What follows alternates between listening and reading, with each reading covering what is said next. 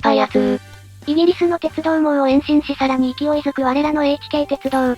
棚上げしていた線路の進行方向の訂正にも着手、改修工事頑張って収益爆増を目指すぞー。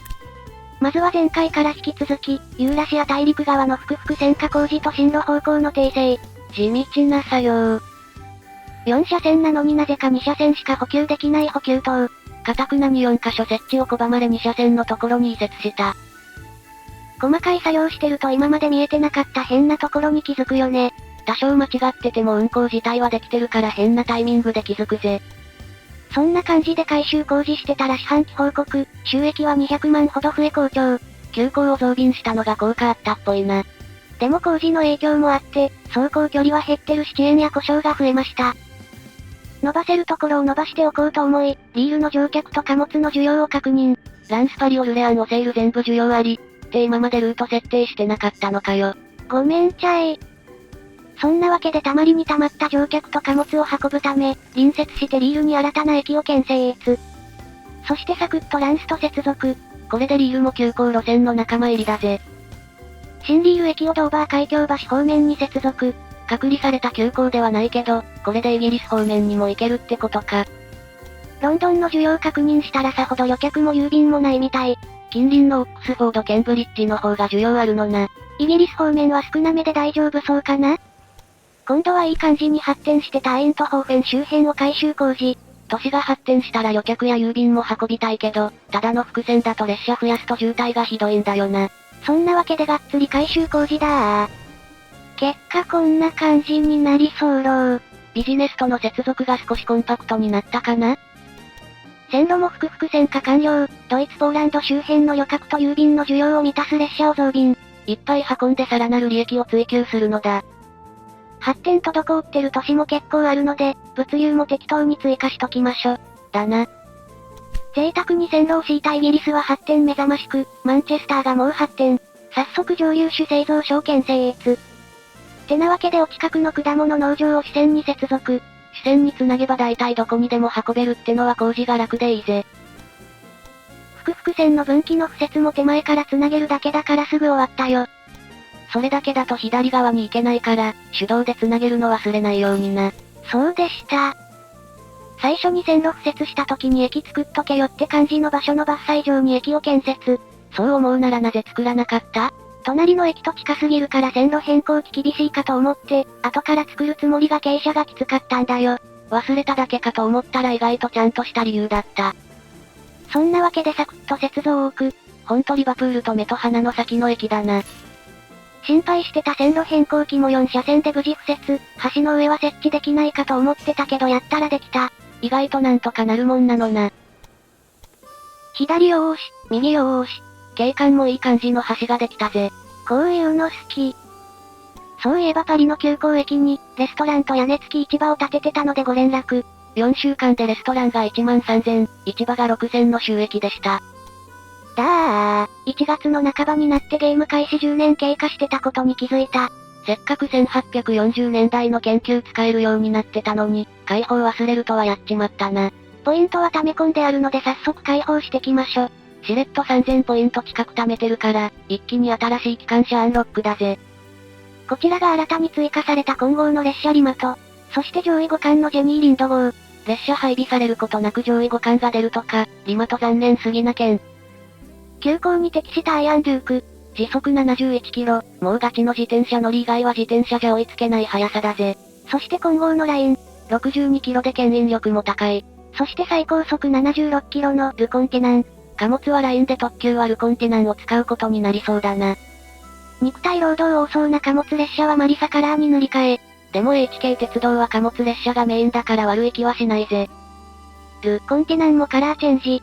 介護官の奴らも使ってやりたいけど、一斉変更できないのが面倒なんだよな。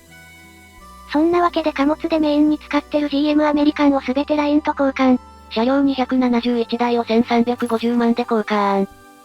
続いて急行に使ってるファイアーフライも、ルコンテナンに交換。車両101台を585万で交換。って画面端に警告のマークいっぱい出てるより高速な機関車が利用できるようになり、急行線が危機的な状況にあります。突然そんなこと言われても困るよ。新車に乗車して乗り心地を確認。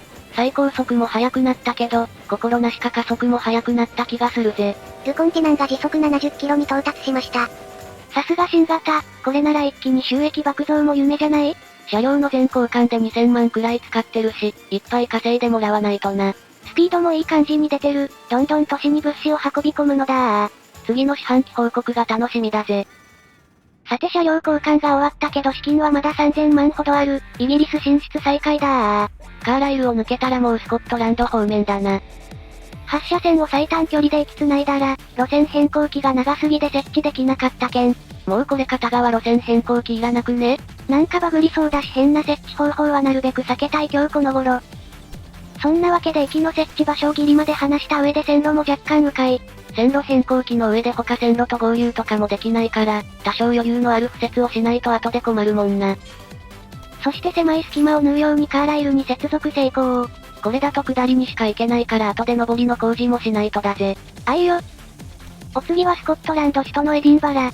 エディンバラの地名の由来はエドウィンの城。ちなみに日本の誇るジーンズメーカーのエドウィンの由来は江戸勝利の意味があったりします。似てるけどスコットランドは何にも関係ねえな。へへへ。続いてグラスゴーに接続。人気の観光地でやたらとかっこいいグラスゴー大学があるぜ。イギリス大学多すぎん。ちなみに新潟県の姉妹都市だぜ。新潟とグラスゴーにどんげな接点があるの？知らん。グラスゴーからフォートウィリアムは山があるので迂回ルートを模索中。左のルートでだいたい 130km くらい。右のルートだと 160km くらいか。では左ルートに決定。高低差多いけど橋やトンネルを資金を惜しみなく使い、高低差をつけず線路を不整列。資金に余裕あると路線の効率も上がるぜ。でエディンバラから右ルートも敷設してアバディーンに接続。ちなみに長崎市の姉妹都市。2019年には長崎市の中学生14人がアバディーンにホームステイしたんだぜ。それただの海外旅行じゃ。まあ市長がザ・スコティッシュ・サムライ・アワードなる勲章を授与されたし、なんかに貢献した模様。日本とスコットランドは意外と仲良し。うおー、ちまちま進行方向設定だー。大部分がカットされてるがかなりの作業をこなしたから手慣れてきたな。合流部分が急カーブすぎてどうしても減速しちゃう。減速するのは少しの距離だし致し方なし。そんで砂糖と穀物農場を経由してフォートウィリアムに接続完了。いい感じに物資運んで都市も発展させられそうだな。補給塔設置画面にして、路線変更機の設置忘れやおかしいところがないか最終確認。他にも駅に整備施設作り忘れたり、補給塔忘れたりありがちだから気をつけろよ。カーライルの上り線作るの忘れてた。線路変更機が邪魔で合流地点の見た目が変。高低差もあるからなかなか難しいんよ。さいですか。これでスコットランド鉄道、完成だー。と思ったらサーソーがまだあった。サーソーさんに失礼だろ、謝罪しろ。サーソーン。こらこら。まずはアバディーンから果実農場までサクッと接続。この先は海だし西は山でルート選定が難しいぜ。思い切ってマレー湾をぶった切る橋を建設じゃー。一本敷くだけで367万の大工事。並列線路は50万くらいだし、複々線なら500万くらいで建設できるかな？大盤振る舞い。線路変更機の先を合流させようとして四苦八苦する様子。橋の上で合流はできないから諦めろ。結局4車線だけ利用できるようにして妥協した。サーソーの袋は山と海の間を縫うように敷設しましょ。車窓は良さそうだけど高低差あるしこれは工事が難航しそうだぜ。なんとか頑張って傾斜 1% 程度に収めました。トンネルと橋使ってるから、費用200万近いお高い工事になっちまったな。ぶっちゃけ他のことに資金使った方が稼げそう。まあ資金に困る感じはなさそうだしこんな感じで大丈夫だろ。で仕上げにサーソー隣のビジネスに接続を置く。これでイングランドスコットランド制覇完了だぜ。こんな感じになりそうろー。総工事費用2000万くらいの大事業だったぜ。それでもまだ1000万以上残ってる。もはや HK 鉄道は世界最大手の大企業だぜ。余った資金で企業買収。この世の全てを買い占めろ。197の鉄道駅と接続。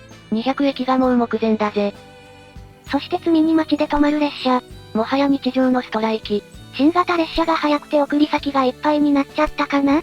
この辺は気づいたら微調整だな。そんなわけで積み荷待ちの列車は最低車両数を減らして様子見。そして見逃して安定の地獄。この辺まだふくふく線化してないんよ。サボらずキリキリ修正するのだ。あ、いいよ。てなわけでドイツのカッセル周辺もふくふく線化工事。綺麗なデルタで渋滞とおさらば。